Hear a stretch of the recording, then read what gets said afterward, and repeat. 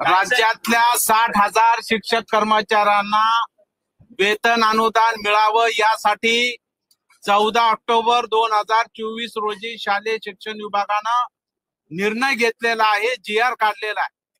परंतु अद्यापर्यंत त्यासाठी आर्थिक तरतूद न झाल्यामुळं आज 60,000 शिक्षक कर्मचारी वेतनापासून वंचित आहेत आणि म्हणून गेले 2 दिवसापासून आझाद मैदानावरती आंदोलन करतायत. त्यामुळे आज आम्ही सर्वपक्षीय शिक्षक आणि पदवीधर आमदार मिळून या ठिकाणी पायऱ्यावरती आंदोलन करतोय की किमान उद्याच्या अर्थसंकल्पामध्ये या सर्व शिक्षक कर्मचाऱ्यांना वेतन देण्यासाठी आर्थिक तरतूद करावी ही मागणी आम्ही या ठिकाणी घेतलेली आहे. त्याचबरोबर 1 नोव्हेंबर 5 पूर्वी जे सेवेत आलेले शिक्षक आहेत, कर्मचारी आहेत, त्यांच्या बाबतीमध्ये सुद्धा तत्कालीन सरकारने निर्णय घेतला. माननीय मुख्यमंत्री एकनाथरावजी शिंदे साहेब असताना 1 नोव्हेंबर 5 पूर्वी ज्यांची नियुक्ती होती, जाहिरात होती, अशा सर्व शासकीय कर्मचाऱ्यांना जुनी पेन्शन योजना देण्याचा निर्णय घेतलेला आहे. परंतु या शिक्षक कर्मचाऱ्याला मात्र वंचित ठेवलेला आहे. शासकीय कर्मचाऱ्याप्रमाणे त्यांना सुद्धा जुनी पेन्शन योजना मिळाली पाहिजे या मागणीसाठी सुद्धा आम्ही धरणे आंदोलन या ठिकाणी करत आहोत. आज राज्यामध्ये 20 पटसंख्येच्या खाली पटसंख्या आली तर ते वर्ग बंद करणार अशा प्रकारची घोषणा सुद्धा शालेय शिक्षण विभागाने केलेली आहे. आज RTA कायदा म्हणतो की प्रत्येक राज्यातल्या विद्यार्थ्याला हे शिक्षण मिळालं पाहिजे, नव्हे तर ते सक्तीचं आणि मोफत मिळालं पाहिजे. आणि दुसरीकडे मात्र या कायद्याला छेद देण्याचं काम हे सरकार त्या ठिकाणी करतंय. त्यामुळं 20 पटसंख्येच्या खाली जरी पट आला, तो 10 जरी असला, 5 जरी असला, तरी त्या विद्यार्थ्याला आपण एक शिक्षक देऊन त्या ठिकाणी शिकवत होतो. तो शिक्षणापासून वंचित राहत नव्हता. त्यामुळे या सर्व विद्यार्थ्यांना सुद्धा शिक्षण मिळालं पाहिजे ही भूमिका आमची या ठिकाणी आहे. आणि म्हणून आम्ही सर्वपक्षीय धरणे आंदोलन या ठिकाणी केलेलं आहे. आज आम्ही माननीय मुख्यमंत्री आणि दोन्ही मुख्यमंत्र्यांना भेटून त्या ठिकाणी निवेदन देणार आहोत आणि किमान अर्थसंकल्पामध्ये या सगळ्या बाबीसाठी आर्थिक तरतूद करावी ही आमची राज्य शासनाकडे प्रमुख मागणी आहे.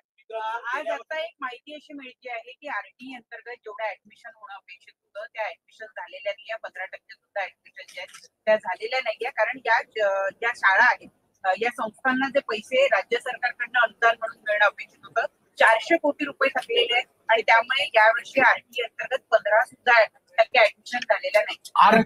RTE अंतर्गत 25% दर वर्षाला आपण मोफत प्रवेश देतो. जे गोरगरिबांची लेकरं आहेत, विविध समाज घटकातील आहेत, त्यांना सुद्धा CBSE सारख्या शाळेमध्ये इंग्रजी शिक्षण घेता आलं पाहिजे. यासाठी तत्कालीन सरकारनं निर्णय घेतला, तो अतिशय चांगला आहे, स्वागतार्ह आहे. परंतु आज त्या ठिकाणी या फीची जी प्रतिपूर्ती आहे ती त्या शाळांना करायला पाहिजे, दरवर्षी करायला पाहिजे. परंतु ही होत नाही आणि आतापर्यंत जवळपास 1800 कोटी रुपयाची थकबाकी ही मार्च 25-24 अखेर राज्य शासनाकडे आहे. आणि म्हणून कालही सभागृहात या विषयावरती मी प्रश्न उपस्थित केला होता. तेव्हा शालेय शिक्षण मंत्र्यांनी सांगितलं की निश्चितपणाने आम्ही अर्थसंकल्पात मागणी केलेली आहे, तेव्हा यासाठी तरतूद होईल. परंतु माझी या निमित्तानं सरकारला विनंती आहे की आज गोरगरिबाचं शिक्षण आपण थांबवणार आहात का? कारण आज 15%च प्रवेश झालेले आहेत.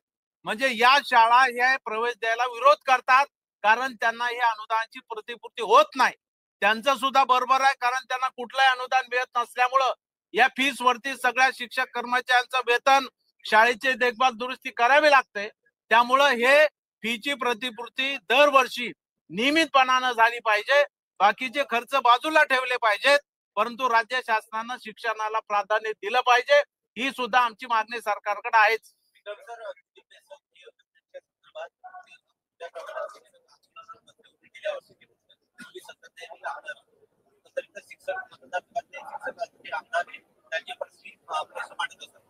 सत्ताधारी आमदार सुद्धा तुम्हाला अपेस आहे अधिकाराकडे मोठं वजन आहे, थेट त्यांच्याबद्दल का बोलत नाही?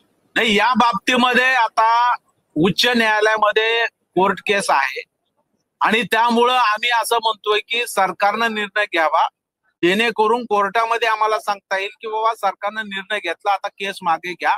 शेवटी सरकारकडे न्याय नाही मिळाला तर पुढचा जो रस्ता असतो तो कोर्ट असतं आणि म्हणून हे शिक्षक कर्मचारी सुप्रीम कोर्टामध्ये गेलेले आहेत.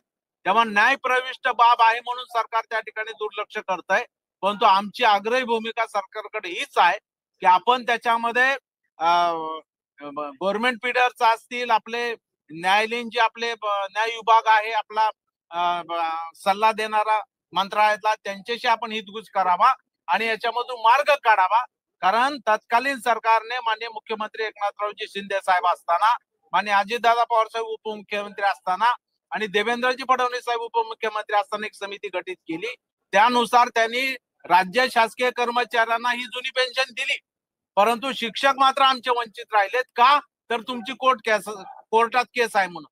त्यामुळे आम्ही असं म्हणतोय की तुम्ही निर्णय घ्या, कोर्टातली केस आम्ही मागे घेऊ, यावरती घोडा आणलाय, तेव्हा हा निर्णय व्हावा यासाठी आमचा प्रयत्न सुरू आहे. धन्यवाद.